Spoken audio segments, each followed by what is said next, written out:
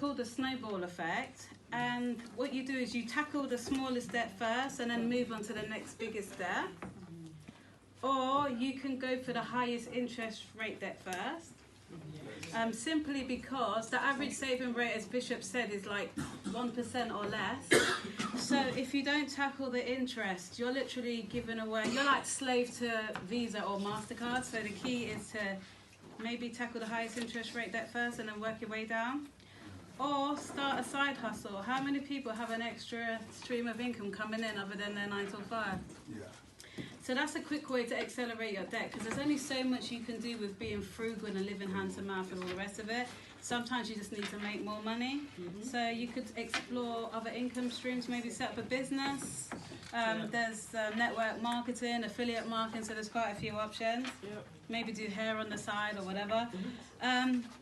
And so now I'm going to share with you the 3 principles that will allow you to save thousands of pounds on a low income. So number 1, as Bishop was saying, this is the key principle: live off less than you earn. The best way to do that is to create a budget, but to write it down. The Bible says, without the vision, the people perish, or make the writing, like make it visible. So yeah, make it visible. Put your budget on a wall and discipline yourself. This guy here, this is a really good book. It's called Dave Ramsey, The Total Money Makeover. Yeah, he sold over 5 million copies, and he literally breaks down all the steps for you. And he just literally, he's the one who says it's critical that you write down the budget because you're more likely to achieve it.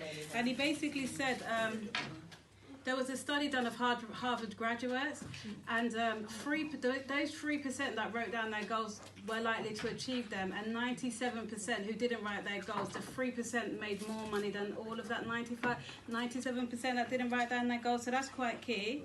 So live off less than you earn. Number 2, pay yourself first. Bishop says that, some people can save up to 25% of their income. I do about 20%, so I know it's possible.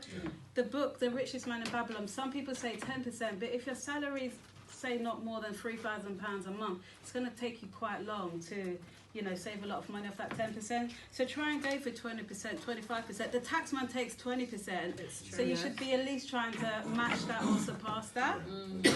And number 3, build your freedom fund, also known as an emergency fund.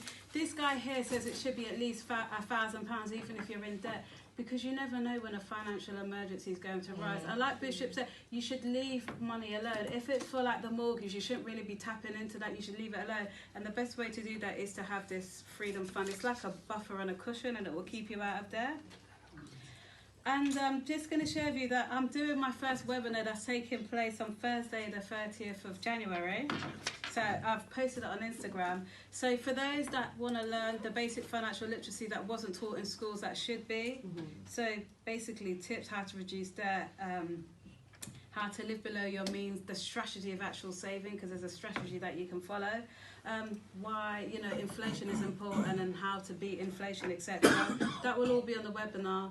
Adam will be on the webinar. He's a financial advisor I work with. He'll give you an introduction to investing as well. So that's taking place between 7 and 9 on Wednesday the 30th. It's on Eventbrite under Saver to Investor. And also my workshops are coming up, my babies. So part 1 is on Wednesday the 5th of February, and part 2 is on Wednesday the 12th of February. And this time they're going to focus more on money discussions, because I found it's mainly black women that are attending.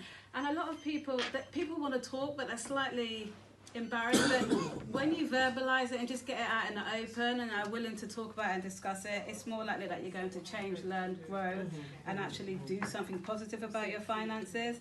And then there'll also be the financial literacy in there, like assets and liabilities and examples that you can actually relate to that will make you think twice about how you spend your money. And then the investing, Adam gets a round of applause because he literally shows you how to buy these funds. It's one thing to tell people go and invest, go and buy stocks and shares, but he literally shows you how to grade the investments and what to look for. And he even says to me, and at £25 is a joke, because I know these could sell for more, but again, he's more passionate about people, so he doesn't mind keeping the price low for now anyway. So if you want to set up that investment portfolio, feel free to join. I set mine up only 9 months ago because I was so scared to invest. I was overthinking it, and it's already it's between